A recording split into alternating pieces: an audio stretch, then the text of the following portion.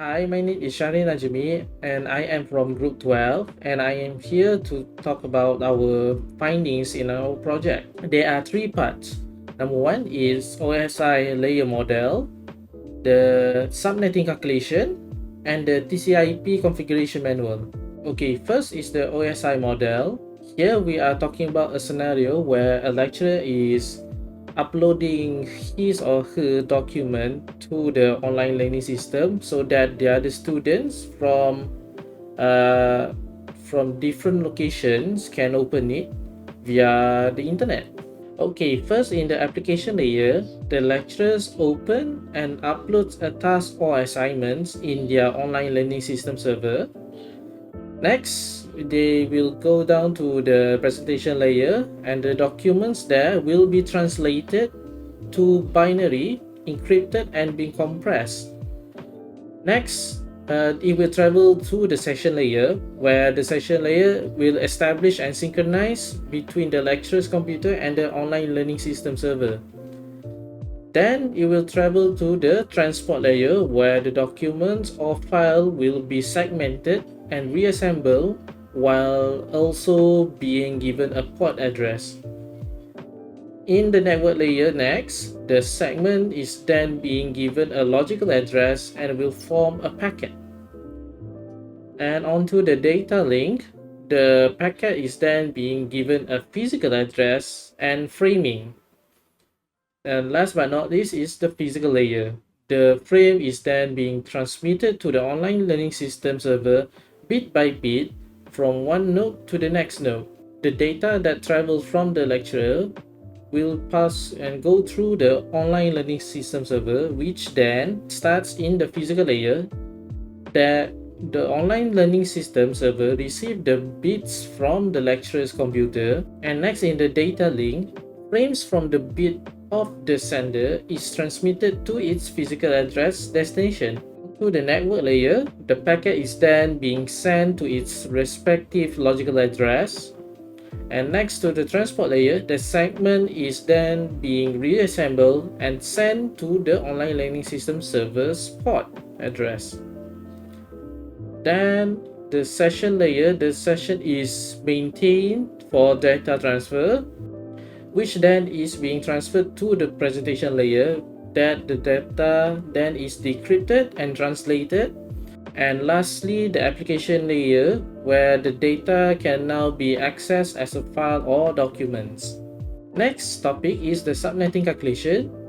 Okay, here we are assuming that we are using an IP address which is 192.168.1.8 with a subnet mask of 255.255.255.240.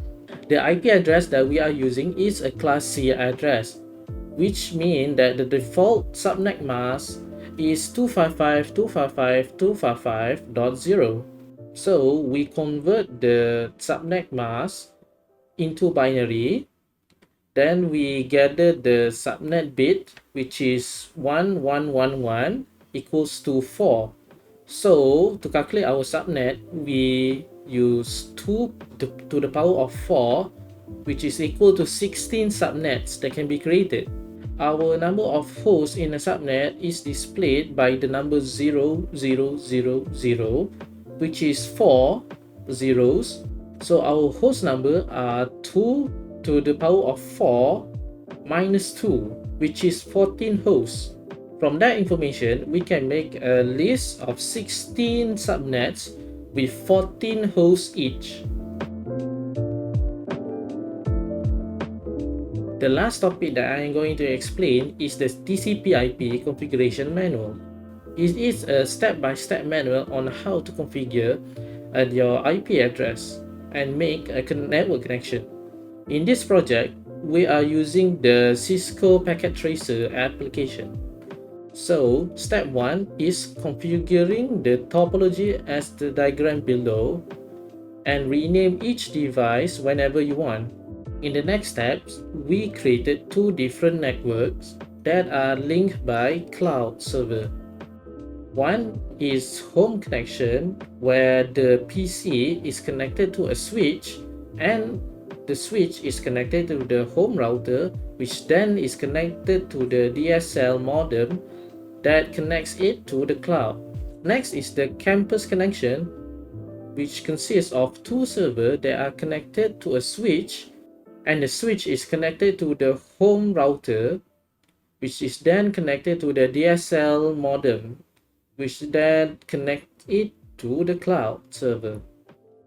Next, in step 3, we configure the PC1's IP address by changing it in the IP configuration tab and assign it an IP address of 192.168.1.3.